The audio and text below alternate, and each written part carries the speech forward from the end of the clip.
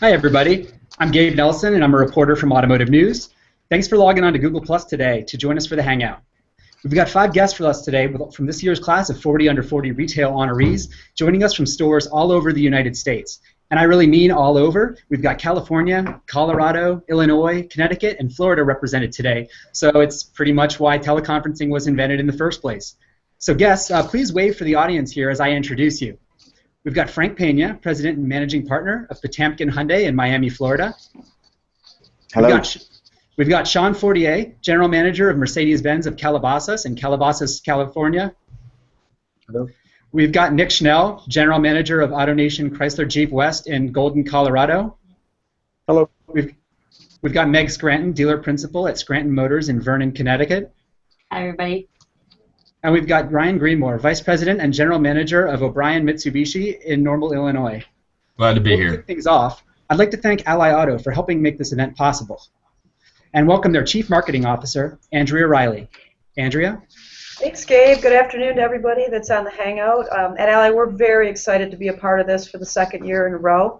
And we want to extend a very special thanks to our panelists, Frank, Sean, Ryan, Megan, and Nick. We really appreciate you guys taking the time to be here with us. I'm really excited to learn how you're taking advantage of today's transparency in the automotive marketplace, and I'm excited to hear how you're growing your businesses. It's a great opportunity for everybody on the Hangout to learn about best practices and to think about things that you can take back to your stores. So let's get started. Gabe, right back to you. Thanks, Andrea. So we're going to talk a little bit today about transparency and how you're working in that new age with the internet changing everything about the business. But first, because this is a 40 under 40 hangout, I'd like to talk a little bit about who you are and what it is that got you here today. So I'm going to run through that with all of you. First up, Frank Pena, tell us a little bit about yourself. How old are you? How long have you been with Potamkin Hyundai, and how'd you get there? Well, I'm 39 years old. I've been with the Potamkin Automotive Group now for 9 years. And basically, you know, you could go over probably a million different things on how to get here, but if there's one that I can put emphasis on is hard work. You know, the one thing you can control is how hard you work, how much harder you work than the next guy. Working smart's important too. You got to be intelligent, but you got to be willing to do what nobody else is willing to do to be successful. I think in anything, whether it's sport or whatever venture you're into, you know, the harder you work, you know, the luckier you get. So, you know, if one thing I can put emphasis on is just hard work. You got to be willing to do whatever it takes. Great. Thank you, Frank. And next I want to ask that to Sean. Sean, tell us, how old are you? How long have you been with Mercedes-Benz at Calabasas? And what would you say is the secret of your success? I'm 36 years old, been with Mercedes-Benz at Calabasas and Sonic Automotive for just over 4 years, 4 years and a month this month. I've been in the business about 14 years, and you know, I can probably sum it up in one word, and it's winning. I'm extremely competitive. Growing up in a family with a military family with 4 brothers and a sister, we argued and fought about everything from playing sports to board games to, you know, if I lost, I wanted to fight. I was that kid, and you know, that success or that drive has really pushed me in the car business, and you know, everything from starting to sell cars to where we're at today. You know, and touching on what Frank said, yeah, definitely hard work, dedication will get you there. Gotcha. Nick, tell us a little bit about yourself. How old are you? How long have you been with AutoNation Chrysler Jeep West? And what is it that's allowed you to get to where you are? I'm 37 years old. I've been with AutoNation for 9 years here. And I think that the secret to my success is really people. I've been able to acquire and put people in the right position, groom them, teach them what I expect. And I think all in all that when you've got the foundation of a group of people that you can depend on to get the job done, they're going to take you where you need to go. Great. And Meg, how old are you? How long have you been with Scranton Motors? And what would you say is the most important lesson you've learned that's allowed you to get to where you are? So I'm 30 years old. I've been with the company 8 years. It is our family business, so it's kind of been my whole life. But I would say the biggest lessons I've learned are be friendly and patient with everyone you come across, whether it's customers, whether it's employees, you know, coworkers in the industry, and to never say that's not my job. Always be willing to step up and participate no matter what the job is. Excellent. And Ryan, tell me about yourself. How long have you been with O'Brien Mitsubishi? How'd you get there? How old are you? And what's the biggest lesson that you've learned that you'd wish to share with the people we got on the line? 35 years old, been with the company. This is my 18th year. Wow. Very proud to be a member of the O'Brien Automotive team. You know, everybody that spoke so far I've agreed with. I would say I had a hard time picking one specific thing out. For me, you know, surrounding myself with good people is always been important. I think has been a driver for my success in and out of the workplace. Staying humble, really understanding that everyone you encounter throughout life has something to teach you, whether that's to do something their way or what not to do. So you always got to try and stay eager to learn, and then simply be a servant. You know, if you go through life serving other people and leading by example, it's a recipe for success, and I feel like that's been a big contributor for me. Well, thanks. Thanks to everybody for sharing a little bit. And now I want to talk a little bit about transparency. As all of you on the call who are working in the business every day know, the internet has just changed everything. People are walking into the store with so much information that they didn't have in the past, and walking out with the ability to share all their experiences on social media, and it's just changed everything. And wanted to chat with you as people who are on the younger side and have grown up with this new dynamic all around them, about how that's changing the way you do business and affecting you and driving your decisions. So first, I'm going to start with Ryan here. So Ryan, if there's a big gap between what people like us want from the younger generation and what our parents want, and those expectations are different because of the internet and all that information that is provided to us, how do you train your employees, your salespeople, your service consultants to serve everyone, not just young people, not just old people, but everyone? Yeah, it's a great question. I don't think people have changed at all. I think really what's changed, and this kind of goes back to your transparency, is just the availability of information. You know, people come into stores today much more equipped, much more informed. So for us, two things are very important. One, you have to be as informed, if not more informed, than the consumer. So that transparency key of having the information that they want, and some of them already know, you have to make sure that you have that. But I think at the same time, and you see a lot of companies today going to these product specialists and moving away from salespeople. I can't say that's necessarily wrong, but for me, I think it's only half the equation. You still have to have that sales edge. You know, we constantly work on product knowledge and information gathering and being able to provide that, but you also have to be able to ask for the sale and close. And so transparency is key, but it's just really one half of it. People are still people. The business has developed and changed a little bit, but at the end of the day, our parents are just like us. Yeah. Does anybody else have any thoughts on this? I mean, what should the role of a salesperson be today? You mentioned the contrast, a salesperson or a sales consultant. I mean, with all this information out there that people can sort of get self-service, you know, they're selling the car to themselves almost. What should that role be? If I could tune in on that one, Sure, you know, just piggybacking on what Ryan said, I think that now more than ever, your salesperson has to be a salesperson. Because with all this information we have out there, all of us have witnessed when the customer comes in, you do have their car, you can honor the price, you can do everything, but they don't buy from you because the salesperson didn't sell them. You know, they don't feel comfortable enough to go ahead and execute that sale. And I think that's why the salesperson is even more important than ever. Yeah, this customer is coming in armed with information, but at the end of the day, nobody buys anything from anybody they don't like. So, you know, I think the salesperson is more important than ever, but the problem is that sometimes these consumers know more about the car than some of our salespeople do. And that truly becomes a challenge to have a sales staff that not only is likable and can ask for the close, but also knows the vehicle inside out, because one of the things that happens is the customer will lose faith and trust in your organization and your salesperson if that person is not well informed on what they're doing, or if they know more about the car than the person that's taking care of it. Does anybody else have any thoughts on this? Different opinion? You know, I'd like to chime in here if you don't mind. Sure. I think that you guys are hitting it on the head. There's a lot of information out there that these consumers have access to, and the frustrating part with that, and you know, put yourself in their shoes, is there's so much information that sometimes that becomes information overload, and it's difficult for them to make a decision, and that's why you need a salesperson. You need a salesperson to kind of walk them through that and tell them, hey, listen, yeah, you know what, that's good info, but here's how in real world this is going to apply to you, and here's what you need to do. Got it. So I want to move on to the next question that I had in mind, which is about more of the F&I side of the house. And I'll ask this one first to Meg. most people have an intuitive sense of the price of a car. They understand what $20,000 means.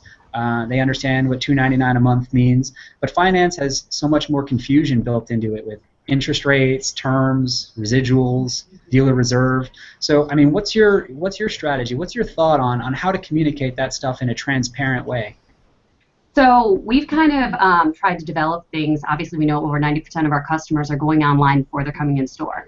So on our website, we have things like a buy versus lease quiz. A lot of people are still kind of wondering, is leasing right for me? Should I buy?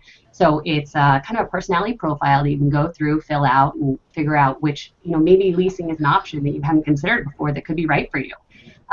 We also have a payment calculator, just really simple, plug in the information, kind of give you back some feedback about what you put down, your interest rate, things like that.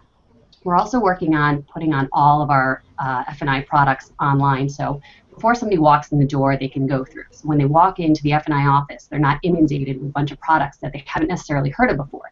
They can go through, do the research, and see if it's something they might be interested in. And it's simpler for them. It's more relaxed setting, which at the end of the day, we want the customer to be comfortable. How do you keep track of that? How do you register whether a customer has gone through and learned everything from the website or hasn't? What's the thinking? The biggest thing, at the end of the day, we're all still people, so have the conversation. When we set the appointment, we let them know that that information is available. They can go online.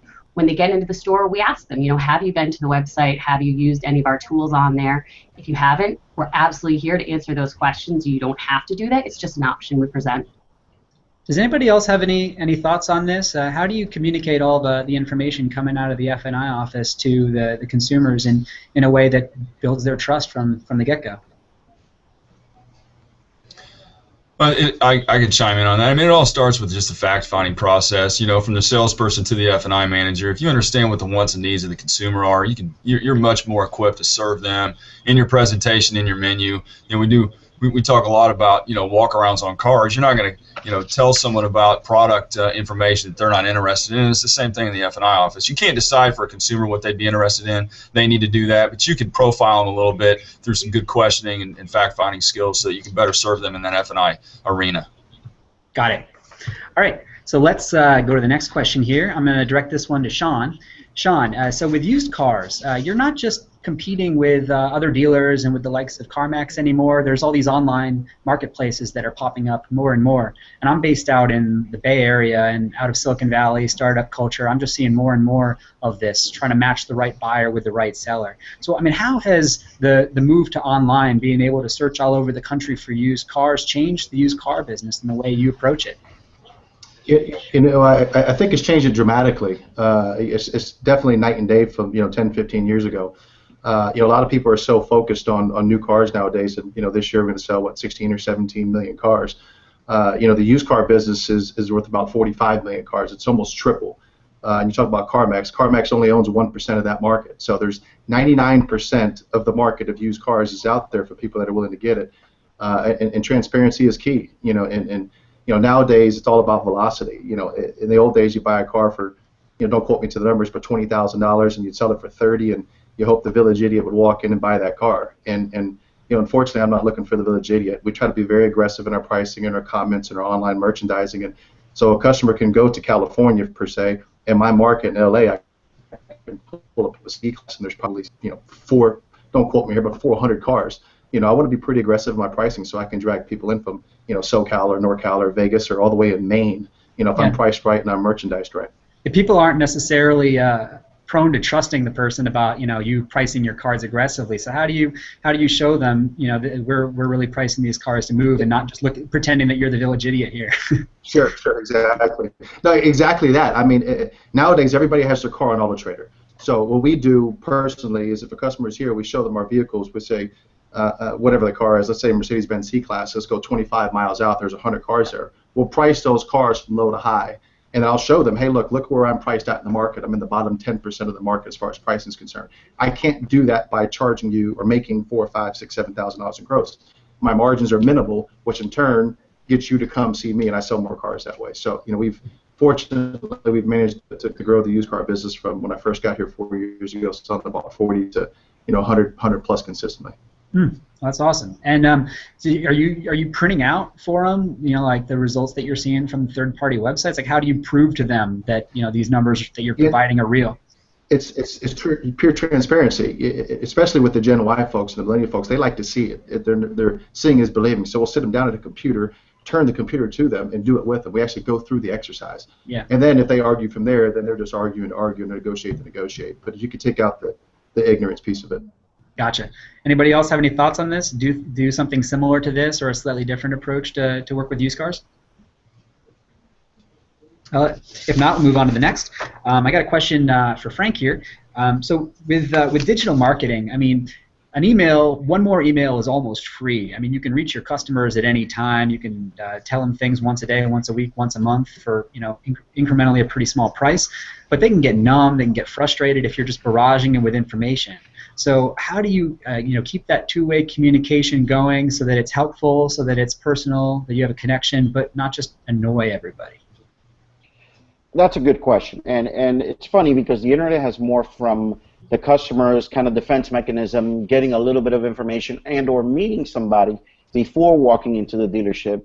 Now it's turned into almost near buying the car and finishing the transaction online. They kind of come in just to make sure, okay, this is the car I want. Like I said before, meet somebody they want to buy from is going to give them good service, and then they execute the deal. So what has happened in the internet world is the customer has figured out before all these different pop-ups that came out were just leads that they were generating into a dealership was going to call them trying to sell them a car. Now the customer has morphed into being very specific in what they're requesting on that email, and I think the most successful are going to be the ones that first shot right out the bat, not some autoresponder, not some generic template, but a true email from a real-life person quickly answering exactly what they're asking for. They want a price in their trade. If I want a price on a car, what's available? Do you have it? Don't you have it? All these different things, I think that what's made us most successful in that arena is just, yes, okay, here it is. Boom, boom, boom, boom, boom. This is what you have. Any other information I can get for you? I think that's how you attract the customer to, okay, this guy's not playing any games, or this dealership's a stand-up dealership. They're giving me everything I'm looking for up front. Let's start from there. Now, that doesn't eliminate the negotiation process. That's what's amusing to me about it. They know what you paid for the car. They know what supposedly their trade is worth. But now that's their start at number rather than before, where you started at MSRP or whatever. So it does make it challenging in that way.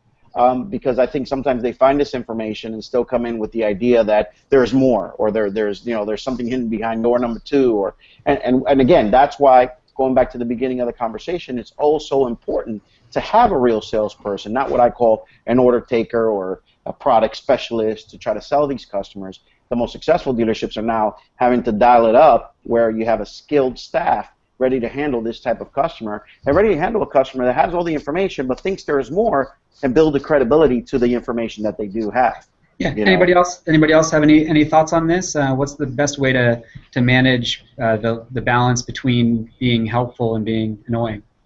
Sure, I can chime in. It's your internet process needs to be very, very, very tight. I don't think there's any question about it. A guy sends in an internet lead. You're not the only person they sent it to. They sent it to 6, 7 other people. So the first is timeliness. How quickly can you get back to this person? And to Frank's point, do you answer their question? If I ask you a specific question about something, do you beat around the bush or send me an auto template, etc.? So engaging that customer quickly in an efficient manner will definitely help you get that person back through the front door. Anyone else? Yeah, I definitely agree with everything that has been said so far. Customizing it to that customer, getting them exactly what they want, and with follow-up communications to make sure, is this the best way to communicate with you? Do you prefer text? Do you prefer phone? Because somebody might be sending the internet inquiry lead to you, but not realize all the other ways that you can communicate with them that they might prefer. Gotcha. Going to move on to another question here. This one's headed toward Nick. So Nick, we had a pre-conversation here before the Hangout, and you told me you got your start at a Saturn store, and I thought that was really interesting just because they were sort of ahead of their time when it came to customer service and sharing information with the customer and building trust. So I was just wondering, what was your experience like working at that Saturn store, and what are the lessons that you've carried with you from those days?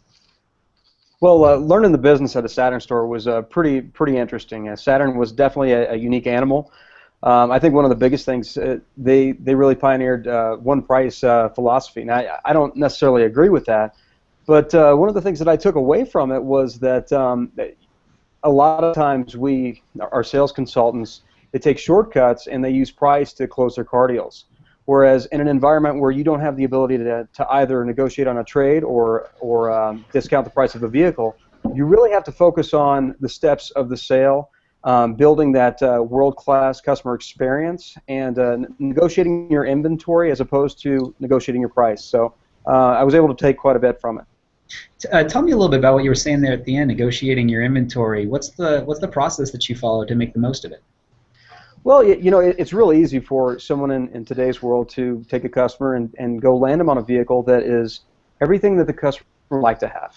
And they get inside, and all of a sudden it's, well, that'd be great. I'd love to have that vehicle, but I can't afford it, or I want a bigger discount, or whatever it may be. And then they negotiate the price of the car. In the world of one price, you couldn't do that. You couldn't rely on that. So you negotiated your inventory. Hey, I understand, like, this vehicle, but let's take a look at the one that has a few more miles on it, maybe a couple years older, and it's going to save you $40, $50 a month, a monthly payment.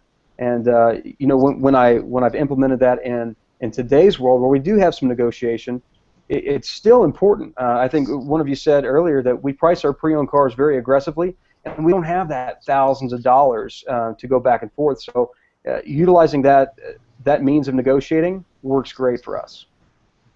Gotcha. Anybody have any thoughts on this as well? Yeah, I would say that people don't buy price, people buy value. And a lot of what Nick was saying, with the Saturn experience, he had to build value. When value exceeds price, then a sale is made. And you got to build value in the key three things: the car, yourself, and the facility that you work for, the dealership you work at. And so I think we'd all agree with that. Today's philosophy, that's key. Got it. Unless we have any other burning thoughts on that question, I'm going to move to audience questions. We got a queue built up here. So a first question here, we got a technology vendor on the line today who's saying, working for a technology vendor, I'm especially interested in hearing which tech product you find most useful in your business and what you wish that the tech vendors could do for you. Anybody have any thoughts on that?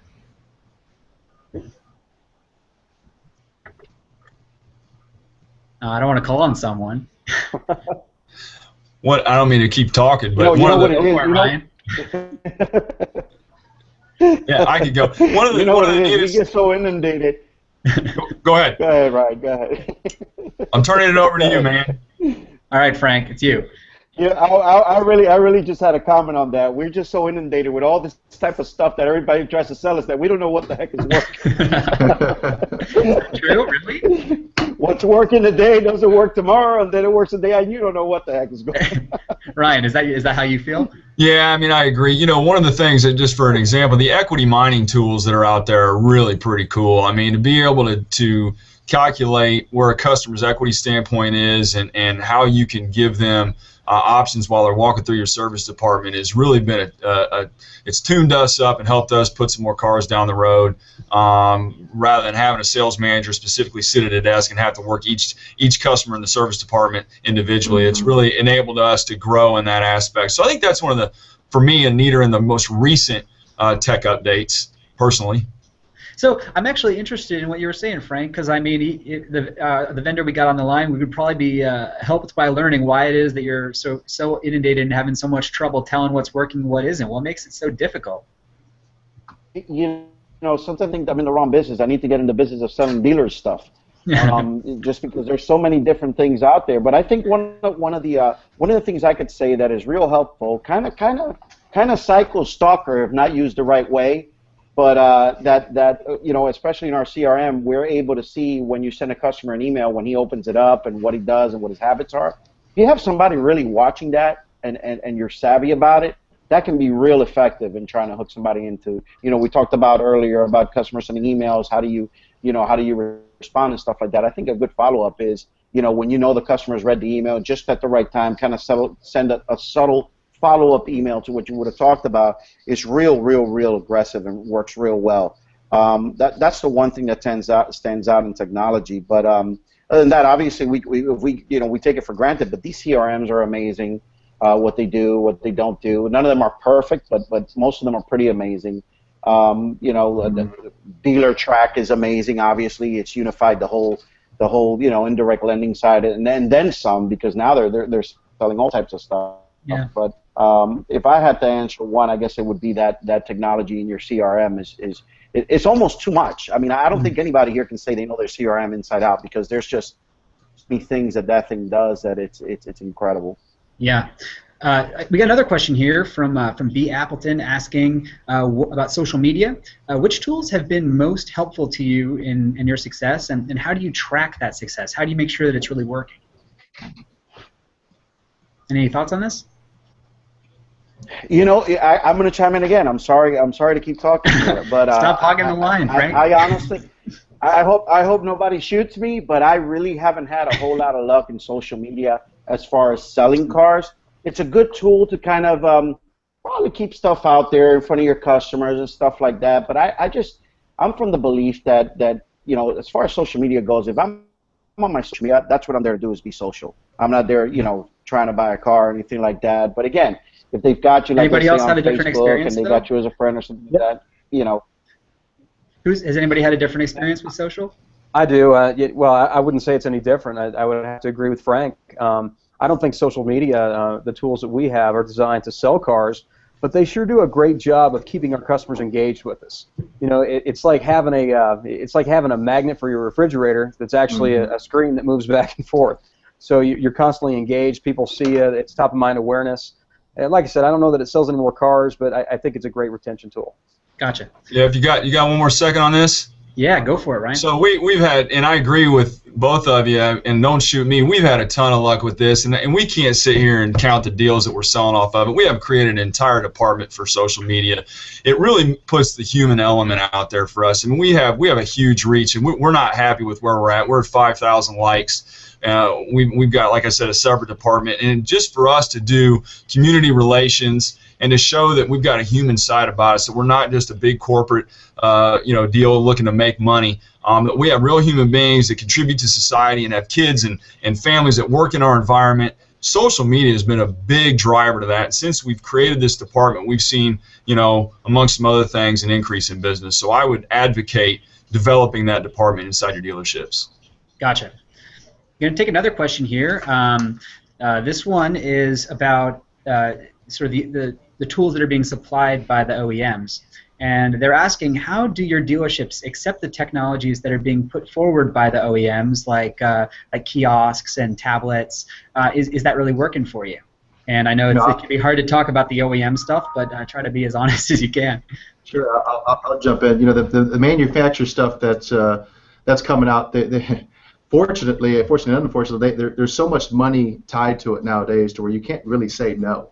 And that's not necessarily a bad thing, because it's all designed towards being customer-centric and for the customer and get them into the brand. So to answer your question, I'm very supportive of the OEM stuff, and for those that aren't, it's not the best idea in the world to fight them. Yeah, you must have support the OEM stuff too, but I'm sorry about that. But I think they have the worst negotiators when they put this deal together in the world. But yeah, you got to support the OEM. You got to support their efforts, and obviously they have a vested interest in selling cars too. I mean, they want to put cars on the road. So there's some good stuff that comes out from the manufacturer. Again, worst negotiators in the world when it comes to this. But what do you mean by that? Negotiating with you about sort of how to buy it, how to take it. No, not with us. Not with us. With the actual vendor. I mean, some of the prices they come up with these things. I'm a Hyundai dealer, and I paid $13,000 for an interactive TV that 3 years later they told us we're not using that anymore. So I'm like, okay, we could have paid a lot less some time for that. But yeah, I've heard plenty. I think their efforts are good. I've heard plenty about like $3,000 floor tiles. It's like the Pentagon's procuring it sometimes. Yeah, I mean, it's definitely tough. The renovations that we had to do for General Motors. I think having a unified look for a dealer network absolutely makes sense, but to Frank's point, I would have liked to use a local customer for that same tile that I could have sourced from, and do business with people that do business with you. So it's frustrating when he walks in the door and says, why didn't you get your tile for me? And you explain, look, I really didn't have a choice, but I get where the OEMs are coming from. On the dealer side, it's a little delicate with the customers, especially when you got a lot of business customers. Yeah, definitely. Yeah. All right. Any other thoughts on this? No, well, if there are no other thoughts on that, I think we're gonna wrap it up here. We're just about out of time. Thank you so much, Ryan, Nick, Frank, Meg, and Sean, for sharing your insights with us, for taking the time out of your day, not just this, but for all the prep work we did to make it happen and bring some interesting conversation to all the people who are out there on the line. And thanks to all of you who joined us today. I really hope that today's discussion was very helpful for you in growing your businesses, and I hope that some of you will be up here on this screen as 40 under 40s for us in the future. So if you want to rewatch this Hangout, I know I can talk a little fast, and I'm sorry about that. It'll be posted online very soon at www.autonews.com/40hangout. That's 40 hangout. And you'll also find the full list of 40 under 40 honorees in Monday's print edition or online at www.autonews.com/40 under 40 retail. Have a great day, everybody.